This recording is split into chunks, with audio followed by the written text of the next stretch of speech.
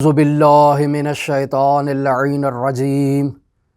بسم اللہ الرحمن الرحیم الحمد للہ رب العالمین الصلاة والسلام علی اشرف الانبیاء والمرسلین وعلی آلہ الطیبین الطاہرین المعصومین الذین اذہب اللہ عنہم الرجس وطہرہم تطہیرا اما بعد قال رسول اللہ صلی اللہ علیہ وآلہ وسلم اِنَّا لِقَتْلِ الحسین حرارۃ فی قلوب المؤمنین لا تبرد ابدا۔ حضرت سید الشہداء علیہ آلاف و تحیۃ و ثنا کی مظلومیت کے ان ایام میں عزاداری کے لیے، ذکر حضرت سید الشہداء علیہ آلاف و تحیۃ و ثنا کے لیے اور حضرت سید الشہداء کی مظلومیت بیان کرنے والے ذاکرین کی فہرست میں اپنا نام درج کروانے کے لیے ہم ان عزا کے ایام میں آپ کے ساتھ عرفان عزا کے عنوان پر گفتگو کر رہے ہیں۔ ہم نے اب تک آپ کی خدمت میں علماء شیعہ کے حالات زندگی بیان کیے، واقعات بیان کیے، ان کی کرامات بیان کی۔ یہ تمام کے تمام شیعہ علماء حضرت سید الشہداء علیہ آلاف التحیۃ و ثنا کے در کے گداگر ہیں۔ انہوں نے جو کچھ بھی حاصل کیا، جس مقام پر بھی پہنچے، وہ حضرت سید الشہداء علیہ آلاف التحیۃ و ثنا کی عنایت کی ایک مختصر سی جھلک ہے۔ ہم نے آپ کی خدمت میں بیان کیا کہ زعیم حوزہ علمیہ قوم شیخ عبد الکریم حائری رحمۃ اللہ علیہ بیان کرتے ہیں کہ سید الشہداء علیہ آلاف و تحیۃ و ثنا کی مجالس عزا اور گریہ وزاری کی محافل ایسا مستحب عمل ہے کہ جس میں 1000 واجب پوشیدہ ہیں۔ ہم نے آپ کی خدمت میں عرض کیا، آیت اللہ شیرازی بزرگ رحمۃ اللہ علیہ ہر درس خارج سے پہلے 5 منٹ باقاعدہ مجلس عزا منعقد کروایا کرتے تھے۔ کیوں؟ تاکہ عرفان عزا کو پہنچا جا سکے، درک کیا جا سکے۔ حضرت سید الشہداء علیہ آلاف و تحیۃ و ثنا سے عرفان عزا کو لے کر انسان کمال تک پہنچ سکتا ہے۔ اور جو شخص، جو عالم یہ تصور کرتا ہے کہ اسے حضرت سید الشہداء علیہ آلاف و تحیۃ و ثنا سے عرفان عزا لینے کی ضرورت نہیں ہے، جان لیں کہ وہ کبھی کمال تک نہیں پہنچے گا۔ لہٰذا ہم نے عرض کیا آپ کی خدمت میں کہ مرحوم علی آغا قاضی طباطبائی رحمۃ اللہ علیہ، معروف و مشہور عارف گرامی بزرگ، جو عرفاء کے معاصر عرفاء کے استادی کا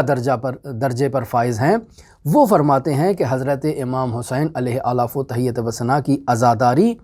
اور زیارت کے مسئلے میں مسامحے سے کام نہیں لینا چاہیے، سہل انگاری اس میں نہیں کرنی چاہیے، سستی اور کاہلی کا مظاہرہ ہرگز نہیں کرنا چاہیے۔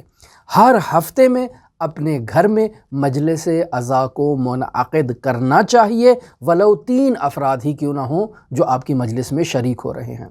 لہٰذا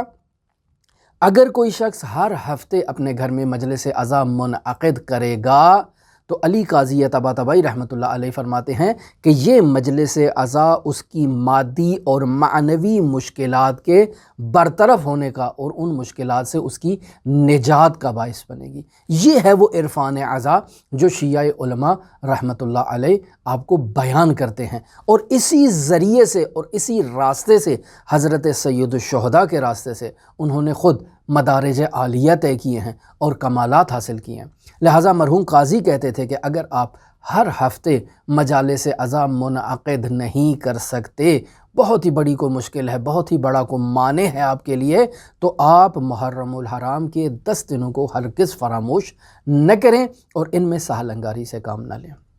لہٰذا وہ افراد جو سارا سال غفلت میں رہتے ہیں، کم از کم ان 10 دنوں میں انہیں یہ چاہیے کہ وہ حضرت سید الشہداء علیہ آلاف و تحیۃ و ثنا کے دروازے پر آ کر عرفان عزا کی گداگری کریں، حضرت سید الشہداء سے ان کی معرفت کے نورانیہ کا مطالبہ کریں اور کمالات حاصل کریں۔ لہٰذا عرفاء جو باقاعدہ اپنے گھروں میں مجالس عزا کی محافل منعقد کیا کرتے تھے، کرتے ہیں اور کرتے رہیں گے، بنیادی دستور مرحوم علی قاضی طباطبائی رحمۃ اللہ علیہ نے بیان کر دیا کہ ہر ہفتے اپنے گھر میں مجلس عزا منعقد کریں، ولو 3 افراد ہی کیوں نہ ہوں۔ یہ مجلس عزا آپ کی مادی اور معنوی ترقی کا بنیادی عامل ہے۔ ہم مشکلات میں ہیں، ہم گرفتاریوں میں ہیں، ہم بیماریوں میں اور روزمرہ کی جو تکالیف ہیں ان میں گرفتار ہیں، پھنسے ہوئے ہیں، اور پھر مجالس عزا بھی منعقد نہیں کرتے، تو کیسے ہم چاہتے ہیں ہم اپنی دنیا کے خاطر ہی ان مجالس عزا کو منعقد کر لیں؟ خود بخود حضرت سید الشہداء رفتہ رفتہ ہمارے دل کو نرم کریں گے اور ہمارے اندر عرفان عزا آ جائے گا۔ مرحوم آیت اللہ محمد حسین طباطبائی رحمۃ اللہ علیہ، مرحوم علی آغا قاضی طباطبائی رحمۃ اللہ علیہ کے شاگردوں کی فہرست میں ایک عظیم نام ہے۔ وہ بھی فرمایا کرتے تھے کہ اگر کوئی معنویت کے مقام پر پہنچا ہے تو وہ حضرت سید الشہداء علیہ آلاف و تحیت و ثنا سے توسل کے نتیجے میں حضرت سید الشہداء علیہ آلاف و تحیت و ثنا کے حرم کے اندر یا حضرت کے توسل سے اور ان مجالس عزا کے ذریعے سے وہ کمال تک پہنچا ہے، وگرنہ کوئی بھی شخص اس کے علاوہ کمال تک نہیں پہنچا۔ پس علامہ طباطبائی رحمۃ اللہ علیہ کے نزدیک عرفان حقیقی عرفان عزا کے اندر منحصر ہے، یعنی اگر کوئی شخص حقیقی معنی میں عارف کامل بننا چاہتا ہے تو یا وہ حرم حسین میں جائے یا قبہ حسین کے نیچے آئے۔ حرم حسین خود کربلا میں موجود ہے، اور قبہ حسین، گنبد حسین، جہاں کہیں بھی آپ فرش عزا بچھائیں اور حضرت سید الشہداء سے توسل کے لیے آپ فرش عزا کو بچھائیں تو وہیں پر قبہ حسین بن جائے گا، وہیں پر آپ اپنا توسل کریں، وہیں پر آپ کی تمام مادی اور معنوی مشکلات برطرف ہوں گی۔ لہٰذا مرحوم علامہ طباطبائی رحمۃ اللہ علیہ کا نہایت ہی خوبصورت جملہ جسے سنہرے حروف میں لکھا جانا چاہیے کہ یہ سیاہ پرچم جو آپ دیکھ رہے ہیں، یہ سیاہ کتیبے جو میرے اطراف میں لگے ہوئے آپ مشاہدہ کر رہے ہیں، علامہ طباطبائی رحمۃ اللہ علیہ فرماتے تھے کہ یہ سیاہ بیرق، یہ سیاہ پرچم، یہ سیاہ کتیبے خود شفا دیتے ہیں حضرت سید الشہداء کے لیے۔ یہی شفاعت کریں گے آپ کی اور آپ کا گواہی دیں گے کہ آپ نے اس دنیا میں حضرت سید الشہداء کا ذکر کیا ہے، کوئی معمولی بات نہیں ہے۔ مرحوم آیت اللہ شیخ محمد تقی بہجت فومنی رحمۃ اللہ علیہ اس مطلب کو لکھتے ہیں کہ حضرت سید الشہداء علیہ آلاف و تحیت و ثنا کی عزاداری اور حضرت پر گریہ وزاری کرنا نماز تہجد سے زیادہ افضل ہے اور بالاتر ہے۔ یا آپ دیکھ لیں آیت اللہ وحید خراسانی رحمۃ اللہ علیہ فرماتے ہیں کہ حضرت سید الشہداء سے ان کی معرفت میں اضافے کا مطالبہ کریں، یعنی ہم حضرت سے تقاضا کریں کہ یا حضرت سید الشہداء اپنی معرفت کو ہمارے وجود میں اضافی کریں، ہماری معرفت میں اضافہ کریں تاکہ ہمیں آپ کا عرفان آئے، آپ کی عزا کا عرفان ہمارے وجود میں آئے۔ یہ تقاضا کریں گے حضرت سید الشہداء سے تو مجالس سید الشہداء میں آنکھیں وضو کریں گی، اور اگر آپ یہ تقاضا سید الشہداء سے نہیں کریں گے تو پھر یہ آنکھیں وضو نہیں کریں گی۔ اور اگر آپ نے تقاضا کیا اور مجالس عزا میں آپ کو رونا نہیں آ رہا تو آپ اپنے رونے کی شکل بنا لیں۔ یہ جو آپ رونے کی شکل بنا لیں گے اس کے نتیجے میں بھی خداوند متعال آپ کو اس کا اجر اور ثواب عنایت کرے گا۔ لہٰذا آیت اللہ وحید خراسانی رحمۃ اللہ علیہ بھی اسی عرفان عزا کو بیان کر رہے ہیں کہ جو کچھ بھی آپ لینا چاہتے ہیں یا جو کچھ بھی مدارج، مقام اور عنوان اور منصب موجود ہے، جو کچھ بھی ہے وہ حضرت امام حسین علیہ آلاف و تحیت و ثنا کی نوکری میں ہے اور حضرت سید الشہداء کی عزا کے اندر پوشیدہ ہے۔ عرفان عزا یہ ہے کہ حضرت سید الشہداء کی عزاداری کو احسن انداز میں، بہتر انداز میں منایا جائے۔ ہم آپ کی خدمت میں حضرت سید الشہداء علیہ آلاف و تحیت و ثنا کی ان مجالس عزا، ان ذکر کی محافل کے خواص بیان کر رہے تھے، اور کل ہم نے ایک حدیث آپ کی خدمت میں شروع کی اور اس کا آغاز کیا۔ میں اس حدیث کو دوبارہ مکمل بیان کرنے سے پہلے کچھ مقدمتاً آپ کی خدمت میں مطالب عرض کرتا ہوں۔ حضرت سید الشہداء علیہ آلاف و تحیت و ثنا کی جہاں کہیں بھی مجلس عزا کے لیے یہ فرش عزا بچھایا جائے گا، وہاں پر حضرت سید الشہداء کا قبہ اور حضرت سید الشہداء کا گنبد قائم ہو جائے گا اور وہاں پر فرش عزا بچھ جائے گا۔ ان مجالس عزا میں شریک افراد کا دل کبھی مردہ نہیں ہوتا، یہ زندہ دل لوگ ہوتے ہیں۔ یہ بالآخر حضرت سید الشہداء کی ان مجالس عزا میں شریک ہونے کے نتیجے میں عرفان عزا کو درک کر پائیں گے اور کمال کے مراتب کو طے کر پائیں گے۔ لہٰذا یہ مجالس حضرت سید الشہداء خود خداوند متعال کی محبوب مجالس ہیں۔ رسول خدا صلی اللہ علیہ وآلہ وسلم کو ایسی مجالس عزا محبوب اور پسند ہیں جن میں حضرت سید الشہداء کا ذکر ہو۔ حضرات ائمہ معصومین علیہم الصلاۃ والسلام کو یہ مجالس عزا بہت پسند ہے، بہت محبت کیا کرتے تھے ان مجالس عزا سے اور ان مجالس عزا میں شریک عزاداروں سے۔ کیوں؟ چونکہ ان مجالس عزا میں شریک عزاداروں کا سانس لینا بھی عبادت ہے۔ رمضان المبارک، اس میں روزے دار کا سانس لینا عبادت ہے، اور رمضان المبارک کے علاوہ جو عمل انسان کی سانس کے ثواب کا باعث بنتا ہے وہ حضرت سید الشہداء علیہ الاف و تحیت و ثنا کی مجالس عزا اور فرش عزا میں بیٹھے ہوئے عزادار ہیں۔ لہٰذا یہ کوئی معمولی بات نہیں ہے۔ انہی مجالس عزا میں شریک عزادار پر حضرت سید الشہداء کی نظر خاص اور عنایت خاص ہوتی ہے۔ یہی وہ مجالس عزا ہیں جن میں ملائکہ مقربین آتے ہیں، جنہیں انبیاء مرسلین آتے ہیں۔ یہی وہ مجالس عزا ہیں کہ جن میں حضرت سرور کونین حضرت علی مرتضیٰ، حضرت فاطمہ زہرا اور حضرت حسن مجتبیٰ اور حضرت صاحب العصر والزمان انہی مجالس عزا میں شریک ہوتے ہیں اور عزادار ان سے توسل کرتا ہے۔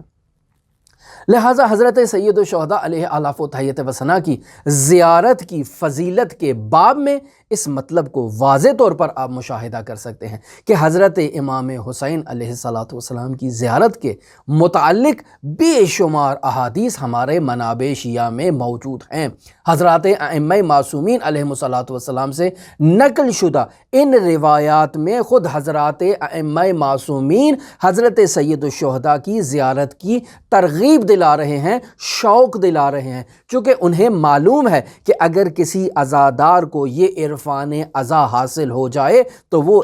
فرشی نہیں رہے گا، وہ عزادار عرشی بن جائے گا اور عرش معلیٰ میں اس کا مقام ہوگا۔ لہٰذا خود حضرات ائمہ معصومین علیہ الصلاۃ والسلام کو اپنی حیات طیبہ میں جب بھی وقت ملا انہوں نے حضرت سید الشہداء کی زیارت کی۔ حتیٰ ہم یہ بھی دیکھتے ہیں کہ ائمہ معصومین علیہ الصلاۃ والسلام اگر بیمار ہوتے تھے تو کسی کو اپنا نائب مقرر کرتے تھے کہ جاؤ قبہ حسین کے نیچے جا کر میرے لیے دعا کرو اور میری شفا کا تقاضا کرو وہاں جا کر خداوند متعال سے۔ وہاں پر خداوند متعال کبھی اس تقاضے کو رد نہیں کرتا۔ لہٰذا ہمارے شیعہ علماء جن کے فرامین میں نے آپ کی خدمت میں بیان کر دیے، بعض شیعہ علماء تو حضرت سید الشہداء کی زیارت کو واجب تک سمجھتے ہیں اور اس سے انہی روایات سے اس مطلب کو استنباط کرتے ہیں اور استخراج کرتے ہیں۔ اس قدر فضیلت ہے حضرت سید الشہداء کی زیارت کی۔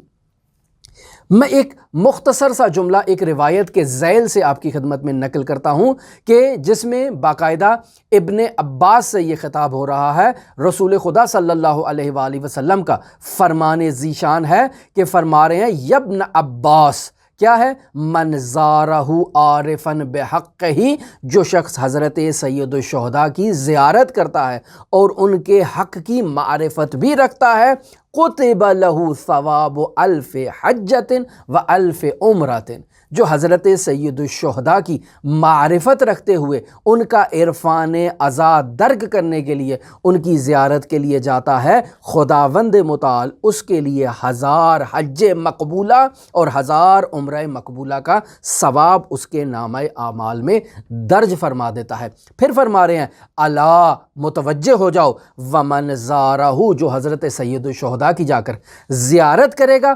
فَكَأَنَّمَا زارانی، اس نے مجھ رسول خدا صلی اللہ علیہ وآلہ وسلم کی زیارت کی ہے۔ اور جس نے مجھ رسول کی زیارت کی ہے، ومن زارانی، جس نے میری زیارت کی ہے، فکأنما زار اللہ، اس نے گویا اللہ تبارک و تعالیٰ کی زیارت کی ہے عرش معلیٰ پر جا کر۔ وحق الزائر علی اللہ، یعنی زائر کا اللہ تبارک و تعالیٰ پر یہ حق ہے کہ ان لا یعذبہ بالنار، کہ خداوند متعال اسے کبھی عذاب نہیں کرے گا آتش سے، چاہے وہ اس دنیا کی آتش ہو چاہے وہ آخرت کی آتش ہو، وہ عذاب الہی نہیں ہوگا۔ اگر کوئی زائر کسی آگ میں پھنس جاتا ہے تو وہ رحمت الہی اس کے لیے ہو سکتی ہے، عذاب الہی نہیں ہے۔ لہٰذا ہم نقل کر رہے ہیں کہ حضرت سید الشہداء علیہ آلاف و تحیت و ثنا کی زیارت 1000 حج مقبول اور 1000 عمرہ مقبولہ کا ثواب اور درجہ رکھتی ہے۔ اب جب ایسے ہے تو پھر انسان وہ کام جو حج میں انجام دیتا ہے، حج میں انسان کیا کرتا ہے؟ انسان نیت کرتا ہے، انسان تلبیہ کہتا ہے، لبیک اللہم لبیک لا شریک لک لبیک۔ یہ جو انسان تلبیہ کر رہا ہے اپنی زبان مبارک سے، لباس احرام کو پہن رہا ہے، یہ وہ ابتدائی اعمال ہیں کہ جس سے انسان محرم ہوتا ہے۔ اب انسان محرم ہو گیا تو وہ چیزیں جو پہلے اس کے اوپر حلال تھیں اب اس کے اوپر حرام ہو گئیں، یا وہ چیزیں جو پہلے اس کے اوپر حرام تھیں اب بھی اس کے اوپر حرام ہے۔ تو یہ انسان محرم کے اوپر فقہا نے بیان کیا ہے کہ 24 چیزیں اس کے اوپر حرام ہیں۔ ان 24 چیزوں میں وہ چیز جو پہلے سے حرام تھی اور اب بھی حرام ہے، اس میں بیان کرتے ہیں استمناء، یعنی اپنی منی کو خارج کر دینا۔ یہ اس کے علاوہ بیان کرتے ہیں پہلے مجھ پر شکار کرنا حلال تھا لیکن اب جب میں نے احرام باندھ لیا ہے تو اب مجھ پر شکار کرنا حرام ہے، لہٰذا میں شکارچی کو شکار دکھا بھی نہیں سکتا ہوں کہ وہ دیکھو وہ ایک ہرن جا رہا ہے آپ اس کا شکار کر لو، نہیں، یہ حاجی ایسا کام نہیں کر سکتا ہے، اس کے لیے حرام ہے۔ یا کوئی شخص شکار کر کے حاجی کے پاس لے آتا ہے اور کہتا ہے کہ آپ بسم اللہ کریں، آپ اللہ کا حج کر رہے ہیں، بسم اللہ کریں، اس کی شاہرگ کو کاٹ دیں، اس کو ذبح کر دیں، حاجی کے لیے یہ ایسا کرنا حرام ہے۔ حاجی کے لیے اس شکار کی حفاظت کرنا بھی حرام ہے، حاجی کے لیے اس شکار کا گوشت تناول کرنا بھی حرام ہے۔ یہ حاجی، پہلے یہ کام حاجی کے لیے حلال تھے لیکن اب جب وہ لباس احرام میں آ چکا ہے تو اب اس کے لیے یہ ساری چیزیں محترم ہیں، اب وہ محرم الہی ہو چکا ہے اور یہ چیزیں اس کے لیے حرام ہیں۔ لہٰذا پہلے حاجی کے لیے اپنی بیوی کے قریب جانا جائز تھا لیکن اب اس کے لیے وہ بیوی حرام ہو چکی ہے، لہٰذا بیوی کے ساتھ بوس و کنار کرنا حرام ہے، بیوی کو شہوت کی نگاہ سے دیکھنا یہ حاجی کے لیے حرام ہے۔ یا اس کے علاوہ عام روٹین میں ایک حاجی کے لیے نکاح کرنا جائز ہے، نکاح پر گواہ مقرر ہونا اس کے لیے جائز ہے، نکاح کی محفل میں بیٹھنا حاجی کے لیے جائز ہے، لیکن اب لباس احرام پہننے کی بدولت اس کے لیے نکاح کرنا حرام ہو گیا، اس کے لیے نکاح کی محفل میں بیٹھنا حرام ہے۔ فقہ جعفریہ اور فقہ شیعہ میں نکاح کے لیے شاہد کا ہونا ضروری نہیں ہے، لیکن وہ فرد جو نکاح کی محفل میں بیٹھا ہوا اس منظر کو مشاہدہ کر رہا ہے یہ حاجی کے لیے اس مشاہدے کو بھی حرام کر۔ یا اس کے علاوہ حاجی کے لیے خوشبو لگانا بھی حرام ہے، حاجی کے لیے سرما لگانا بھی حرام ہے، حاجی کے لیے اگر مرد ہے تو اس کے لیے جراب پہننا بھی حرام ہے، اس کے لیے سر پر ٹوپی پہننا، سر پر کسی چیز کے ذریعے سر کو ڈھانپنا یہ بھی حاجی کے لیے حرام ہے، فسق و فجور کرنا، جدال کرنا یہ حاجی کے لیے حرام ہے، یہ جو انگوٹھی پہنی ہے یہ حاجی کے لیے حرام ہے، فقہا نے بیان کیا ہے، تیل لگانا حاجی کے لیے حرام ہے۔ یا اس کے علاوہ جسموں سے بال کو، اضافی بال کو، چاہے وہ مونچھوں کے ہیں، چاہے وہ داڑھی کے ہیں، چاہے وہ جسم کے ہیں، کوئی بھی بال ہیں ان بالوں کو تراشنا، نوچنا یہ بھی حاجی کے لیے حرام ہے۔ الغرض فقہا نے 24 موارد ایسے بیان کیے ہیں جو لباس احرام میں اور تلبیہ کی حالت کہنے کے بعد شخص محرم کے اوپر حرام ہو جاتے ہیں۔ لہٰذا کل میں نے آپ کی خدمت میں ایک حدیث نورانیہ آغاز کی، ان محمد ابن مسلم ان ابی جعفر علیہ السلام۔ ہم نے آپ کی خدمت میں مقدمہ بیان کیا ہے کہ جو شخص حضرت سید الشہداء کی زیارت کے لیے جائے گا ایسے شخص کو 1000 حج مقبولہ اور 1000 عمرہ مقبولہ کا ثواب ملے گا۔ تو سوال یہ پیدا ہوتا ہے کہ یہ شخص جو حسین ابن علی کی زیارت کے لیے جا رہا ہے اور اسے ثواب حج مل رہا ہے، تو اب یہ راوی کہہ رہا ہے محمد ابن مسلم کہ میں نے امام محمد باقر سے یہ سوال کیا ہے، قلت لہ اذا خرجنا الی ابیکا، جب ہم آپ کے جد بزرگوار حسین شہید کربلا کی زیارت کے لیے نکلتے ہیں، افلسنا فی حج، تو کیا ہم حج کی حالت میں نہیں ہیں، جبکہ ہماری یہ زیارت 1000 حج اور 1000 عمرے کا ثواب ہمیں عطا کر رہی ہے، تو کیا اب ہم حج کی حالت میں نہیں ہیں؟ قال بلا، جی کیوں نہیں، آپ حج کی حالت میں ہیں، آپ کو حج کا ثواب ملے گا۔ قلت، تو میں نے امام سے یہ عرض کیا، فَيَلْزَمُنَا مَا يَلْزَمُ الْحَاجِ، تو کیا ہمارے لیے لازم ہے وہی چیزیں جو حاجی کے لیے لازم ہے؟ یعنی ہمارے لیے یہ لازم ہے کہ ہم نیت حج کریں، ہم لباس احرام کو پہنیں اور لبیک اللہم لبیک لا شریک لک لبیک یہ صدائیں بلند کریں؟ کیا یہ ہمارے اوپر لازم ہے؟ یا وہ چیزیں جو حاجی کے اوپر حرام ہو جاتی ہیں، کیا اب وہ ہمارے اوپر حرام ہو گئی ہیں؟ کیا ایسے ہے؟ تو امام علیہ آلاف و تحیت وسلام فرمانا چاہتے ہیں، بتاؤ تفصیل پہ بتاؤ، تم کہنا کیا چاہ رہے ہو؟ تو فرماتا ہے، قلت من الاشیاء الذی یلزم الحاج، وہ اشیاء جو حاجی کے لیے لازم ہیں، کیا وہ میرے لیے بھی لازم ہے؟ وہ اشیاء جو حاجی کے لیے حرام ہے، کیا وہ میرے لیے بھی حرام ہے؟ تو امام علیہ الصلوۃ والسلام فرماتے ہیں، قال ما یلزمک حسن الصحابۃ لمن یصحبک، یہاں سے امام محمد باقر علیہ آلاف و تحیت وسلام باقاعدہ 14 ایسی خصوصیات کو بیان کر رہے ہیں کہ جو حضرت سید الشہداء کے ظاہر کو جن کی رعایت کرنی ہے، انہی 14 خصوصیات کی رعایت اس عزادار کو بھی کرنی ہے جو قبہ حسین کے نیچے آ کر فرش عزا پر بیٹھ کر یا حسین کا وہ ذکر کر رہا ہے۔ اس کے لیے بھی یہ 14 خصوصیات کی رعایت کرنا ضروری ہے۔ لہٰذا علماء نے اس روایت کو جہاں باقاعدہ بیان کیا ہے حضرت سید الشہداء کی فضیلت اور زیارت کے باب میں، وہی مجلس عزا سے متعلق بھی فقہا اس مطلب کو ذکر کرتے ہیں اور بیان کرتے ہیں کہ ان 14 خصوصیات کی رعایت کرنا عرفان عزا کا مصداق ہے۔ لہٰذا فرما رہے ہیں حضرت امام محمد باقر علیہ السلام، یلزمو کا تمہارے لیے اے عزادار ضروری ہے، کیا چیز ضروری ہے؟ حسن الصحابت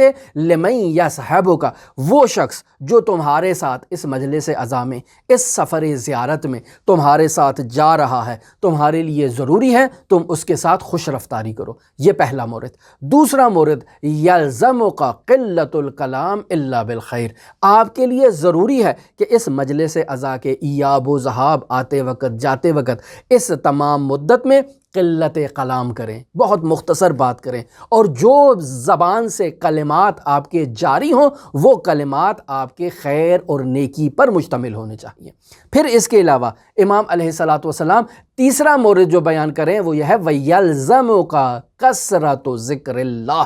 آپ کے لیے لازم ہے کہ آپ کثرت کے ساتھ اللہ تبارک و تعالیٰ کا ذکر اپنی زبان پر جاری کریں، جتنا عرصہ بھی آپ کے جانے اور آنے میں لگا ہوا ہے۔ یا اس کے علاوہ یلزمو کا نظافت الثیاب، یعنی آپ کے لیے لازم یہ ہے کہ آپ پاکیزہ لباس پہن کر مجلس عزا میں جائیں، ولو آپ کے لباس کا رنگ سیاہ ہے لیکن پاک و پاکیزہ ہونا چاہیے۔ جب پاک و پاکیزگی کی بات ہوتی ہے تو وہاں مراد یہ ہوتی ہے کہ آپ کا لباس نجس نہیں ہونا چاہیے، نجاست ظاہری اور نجاست باطنی سے آلودہ نہیں ہونا چاہیے۔ نجاست ظاہری یہی بول و براز، پیشاب، پخانہ، منی، اس قسم کی چیزیں اس لباس طاہر کے اوپر نہیں ہونی چاہیے، یہ لباس کو نجس کر دیں گی۔ اور نجاست معنوی، یہ لباس آپ کا غصبی نہیں ہونا چاہیے، کسی کا چھینا جھپٹا نہیں ہونا چاہیے، اس میں خمس کے اور زکوٰۃ کے پیسے نہیں ہونے چاہیے، اور وہ رقم اور وہ مال سے یہ نہیں ہونا چاہیے۔ یہ لباس پاکیزہ ہونا چاہیے، ظاہری اعتبار سے بھی اور معنوی اعتبار سے بھی۔ پانچواں مورد جسے امام محمد باقر علیہ آلاف و تحیت وسنا بیان کر رہے ہیں عرفان عزا کی اس نورانی حدیث میں، وہ یہ ہے، وَيَلْزَمُكَ الْغُسْلُ قَبْلَ أَن تَأْتِيَ الْحَيْرُ، یعنی تمہارے لیے ضروری ہے کہ تم غسل کرو قبل اس کے کہ حائر حسینی میں داخل ہو جاؤ۔ یعنی وہاں کربلا کے اندر اگر آپ جا رہے ہیں تو حضرت امام حسین علیہ الصلوۃ والسلام کے حرم مطہر میں اور اس چار دیواری کے اندر داخل ہونے سے پہلے آپ کے لیے غسل زیارت کرنا مستحب ہے۔ اور ہم عرض کر چکے کہ بعض روایات میں پہلی زیارت کو اس سے استثناء قرار دیا گیا ہے کہ انسان پہلے جب حضرت سید الشہداء کے پاس جاتا ہے تو اسی جولیدہ اور اسی خستہ حالت میں، اسی لباس میں جو پسینے سے شرابور لباس ہے، اسی میں جا کر حضرت سید الشہداء کی زیارت کرے۔ یہ صرف پہلی زیارت سے متعلق ہے۔ اس کے بعد جب بھی وہ حضرت سید الشہداء کی زیارت کے لیے جائے، دن میں 10 دفعہ بھی جائے، غسل زیارت کے ساتھ جانا چاہیے اسے، ولو ایک ہی غسل اس نے صبح کے آغاز میں کیا ہے اور اس نے نیت کیا کہ اس غسل سے میں 5 دفعہ 10 دفعہ حضرت سید الشہداء کی زیارت کے لیے جاؤں گا، وہ غسل اس کے لیے کفایت کرتا ہے۔ لہٰذا عرفان عزا میں یہ ہے کہ جب انسان حائر حسینی میں داخل ہوتا ہے تو غسل کے ساتھ جائے۔ میں مجلس عزا میں جا رہا ہوں، یہاں پر بھی قبہ حسین ہے، تو مجھے یہاں جانے کے لیے باقاعدہ پاک و پاکیزہ لباس کے ساتھ ساتھ غسل بھی ہونا چاہیے، چونکہ یہاں مقدس ہستیاں آ رہی ہیں، یہاں ملائکہ مقربین کا جو ہے وہ نزول ہو رہا ہے، یہاں انبیاء مرسلین آ رہے ہیں، یا حضرات ائمہ معصومین علیہم الصلاۃ والسلام اور حضرت صاحب العصر والزمان موجود ہیں۔ میں کیسے یہاں غسل کے بغیر نہ جاؤں؟ مجھے ان ہستیوں کی وہاں پر زیارت ہو سکتی ہے، تو میں غسل کے ساتھ جاؤں، غسل زیارت کر کے جاؤں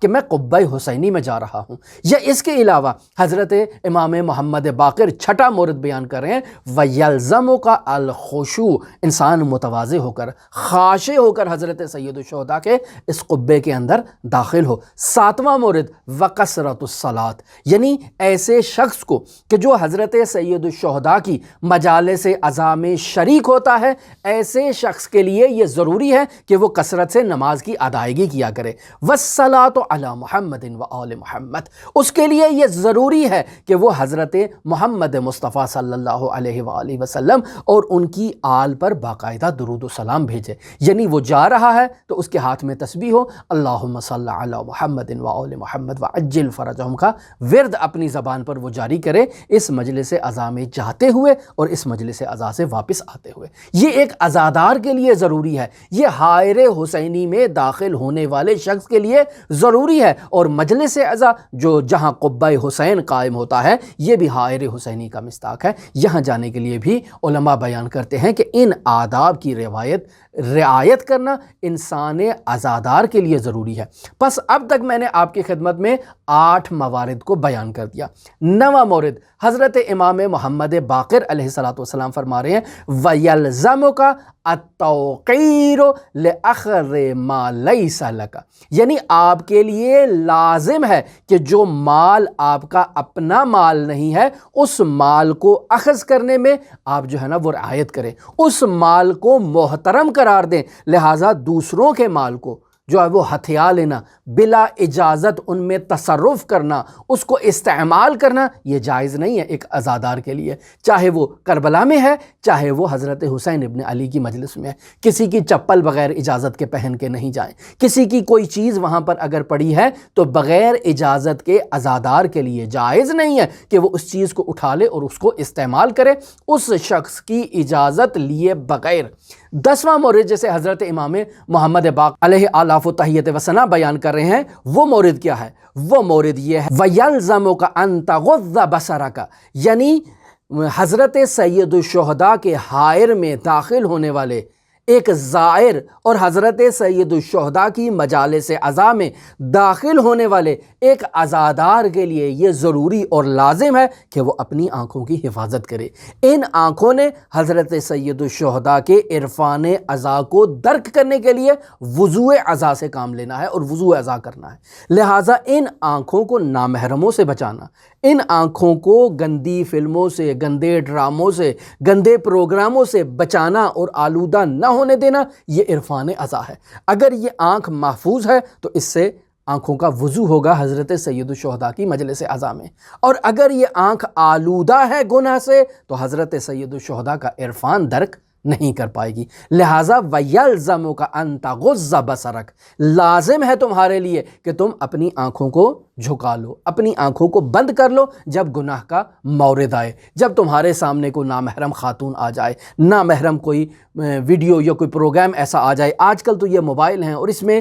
گناہ کے بہت سے اب آلات اور افزار اور چیزیں موجود ہیں، اس میں بھی انسان جو ہے وہ رعایت کرے، ایسے سافٹ ویئر، ایسی سائٹس نہ کھولے جس سے انسان گناہ میں آلودہ ہو سکتا ہے۔ یہ عزادار ہے، یہ حضرت سید الشہداء کی زیارت کے لیے خود کو تیار کر رہا ہے، خود کو حضرت سید الشہداء کی عزا کے لیے تیار کر رہا ہے۔ تو امام باقر فرما رہے ہیں وَيَلْزَمُكَ أَن تَغُضَّ بَصَرَكَ، اپنی آنکھوں کو جھکا لو، اپنی آنکھوں کو بند کر لو حرام کے موارد اور مقامات پر۔ 11واں مورد جسے حضرت امام محمد باقر علیہ آلاف و تحیت و ثنا فرما رہے ہیں وَيَلْزَمُكَ أَن تَعُودَ عَلَىٰ أَهْلِ الْحَاجَةِ مِنْ إِخْوَانِكَ إِذَا رَأَيْتَ مُنْقَطِعًا وَالْمُوَاسَاةِ۔ تو یہاں پر یہ بیان کیا جا رہا ہے وَيَلْزَمُكَ، تمہارے لیے ضروری ہے اے عزادار، اے حضرت سید الشہداء کے زائر، تمہارے لیے یہ ضروری ہے کہ ان تعود الی اہل الحاجت، تم اہل حاجت میں سے شمار ہونے چاہیے،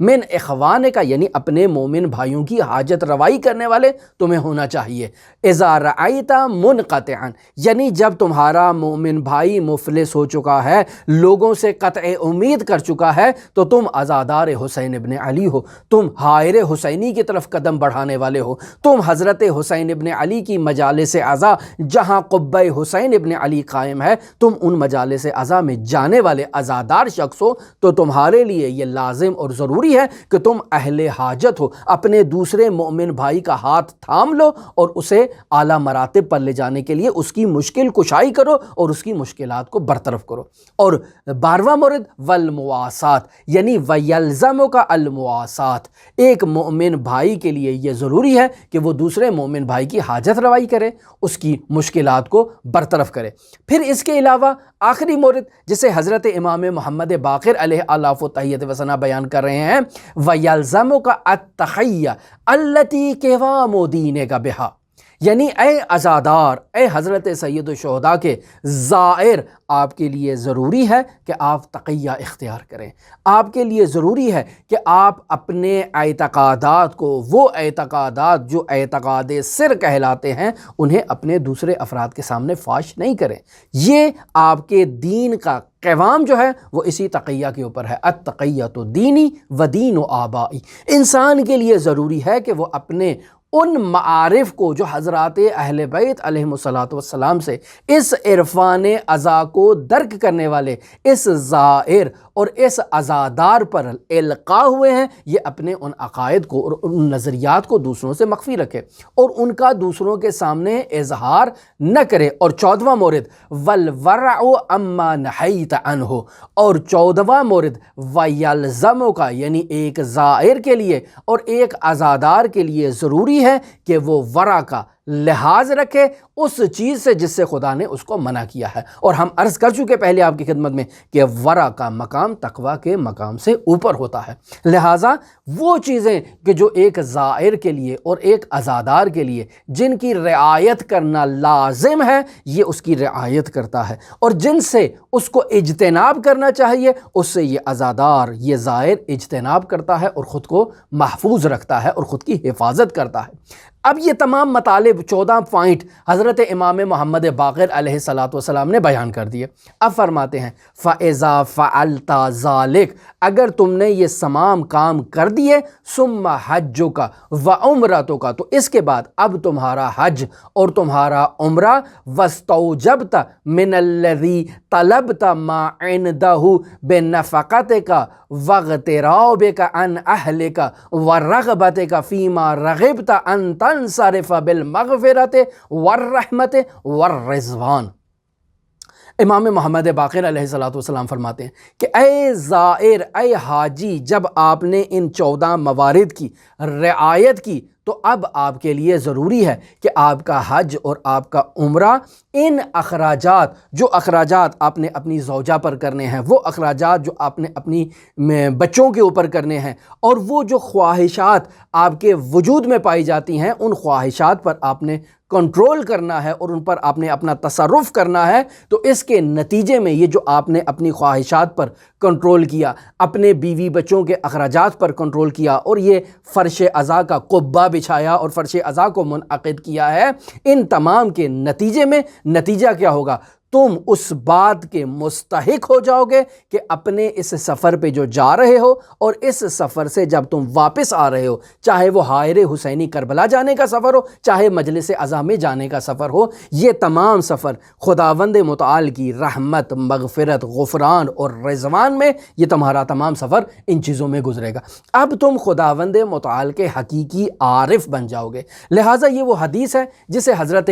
امام محمد باقر علیہ آلاف و تحیت و ثنا سے محمد ابن مسلم نے نقل کیا۔ میں عرض کر چکا یہ حدیث اب باب زیارت میں بیان ہوئی ہے، حضرت سید الشہداء کی زیارت کے لیے، لیکن علماء بیان کرتے ہیں کہ جہاں کہیں بھی حضرت سید الشہداء کا ذکر ہو، یہ قبہ حسینی دائر ہو، یہ حدیث وہاں کے لیے بھی صادق آتی ہے، اور یہاں پر اس کی ایک عزادار کو رعایت کرنا نہایت ہی ضروری ہے۔ ہماری دعا ہے کہ خداوند متعال حضرت سید الشہداء کا حقیقی عرفان ہمیں عطا کرے، حقیقی معرفت عطا کرے، حضرت سید الشہداء کی عزاداری میں ہمارا تمام وقت، تمام زندگی حضرت سید الشہداء کی عزاداری میں گزرے، اور اس حقیقی عرفان کو درک کرنے کے ساتھ ساتھ ہم لقائے الہی تک پہنچ سکیں۔ حضرت علی ابن موسیٰ الرضا علیہ آلاف و تحیت و ثنا کو ہم سے راضی و خوشنود فرما، حضرت امام زمان عجل اللہ تعالی فرجہ الشریف کو ہم سے راضی و خوشنود فرما، ہمارے اس ذکر کو اپنی بارگاہ میں قبول و مقبول فرما۔